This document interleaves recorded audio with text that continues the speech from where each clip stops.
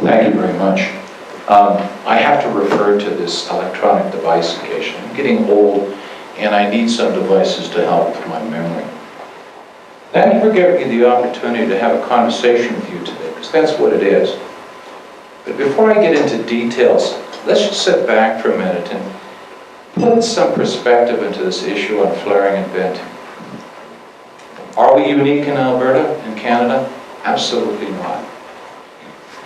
The co-production of oil and gas just is. It's concurrent, it's there, it's got to be managed. It's something that's happening right across the whole world. Are we the worst jurisdictions in terms of flaring and venting? Absolutely not. So he'll mention some of the practices in the United States, but you'll also find other areas that are extremely high flaring jurisdictions, such as Russia, Nigeria, United States, Iraq, and others. How does Canada rank? We're actually very good in our flaring, and I would suggest to you that on a per barrel production basis, Canada actually fares very well. That may be part of an artifact of the type of oil we produce. Heavy oil has very little solution gas. And because of the size of the operations that we get involved in heavy oil, in many cases we have essentially, for all intents and purposes, zero flaring. You have flaring for safety reasons, to manage H2S and other aspects, but you don't have what you would see some of this indiscriminate flaring that happens elsewhere. And don't get fooled. Everybody flares. And I'm often amazed when I hear of jurisdictions that say they have a zero flaring policy. And that as a member of the GGFR, I take a look at a satellite photo and I go, well, how could you have a zero flaring policy when I see absolute daylight in the middle of the night in your fields? And so we get caught into a lot of rhetoric on this. But I'm not going to go into detail on flaring practices. You're a knowledgeable audience and you don't need that. But one of the things I do want to focus on is some of the studies and initiatives that have been going on. We in Alberta have had a unique opportunity because of the way we regulate our industry and because of the knowledge that we have gained in seeing that industry progress, that we participate in international forums. I've had the opportunity of actually speaking on related aspects to flaring and venting in front of California, dealing with the low carbon fuel standard. I've been in Europe numerous times talking with the EU on the fuel quality directive. I am the Government of Alberta representative on the policy committee of the Global Gas Flaring Reduction Program. I've spoken about this in London, in Brussels, in Rome and Washington, and certainly our expertise is being recognized. And I would state to you that, in fact, Alberta is looked at as a leader in the world on its practices. The GGFR, for example, has been in operation since 2002. Alberta has been involved since day one. It's now in its fourth phase. We are a full member as of phase 4. That's Alberta's a full member of the GGFR. But our regulator, the RCB and the Alberta Energy regulator, has been involved since day one. Why?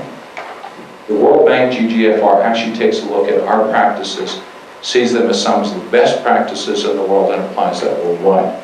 And I believe my colleague from the board will actually speak to that. I know right now we're sending representatives from the regulator right around the world, especially down through the various stands, to take a look at their flaring opportunities. See this message in 1 minute. Let me just sort of sit back here and just put on a bit of a comment on here. Is certainly there's a need to understand and manage the concurrent production of oil and gas. Alberta is viewed as a leader in the world. Make no mistake about that. Is there room for improvement? Absolutely, there is room. But the driver itself may be for a different reason.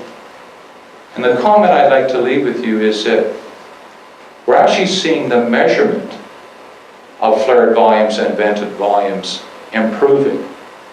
And because things are being measured, they now need to be managed. And that is one of the aspects that's coming out.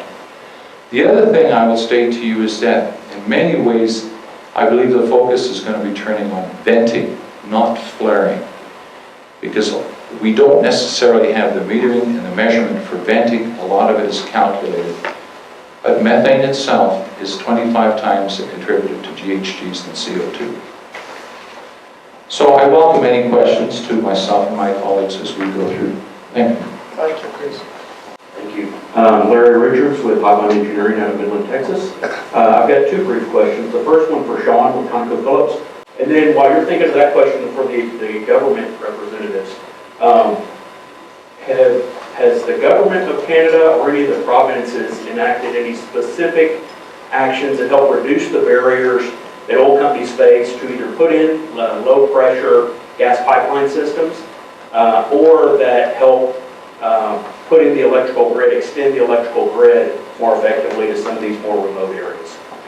Well, there's a few things with this, because of course my conceptual understanding of the different regulations on how we actually monitor and manage flare gas is that the net present value uses a discount factor that already is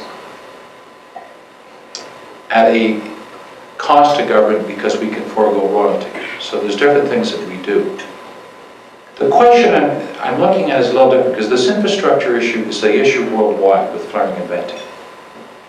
And we've got a fairly mature infrastructure in Alberta, so we've got gas pipelines and we've got electric grid going into a lot of different places.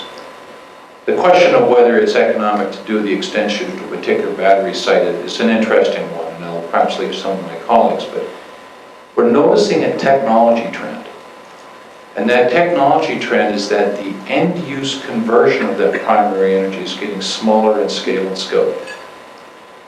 So we often wonder when we take a look out and saying, well, gee, are we seeing technologies that can be deployed in the field to produce electricity at a much smaller scale, or a compressor that can take that low-pressure gas and put it into a distribution system on a much smaller scale?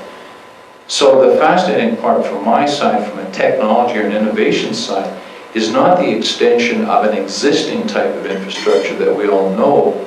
Rather, it's the implementation of technology that allows you to capture a further increment of what that existing infrastructure is. The infrastructure technology is not going to change. What may change is how you actually use that primary energy and put it into a useful form, whether it's heat, power, motive power, or whether it's electricity.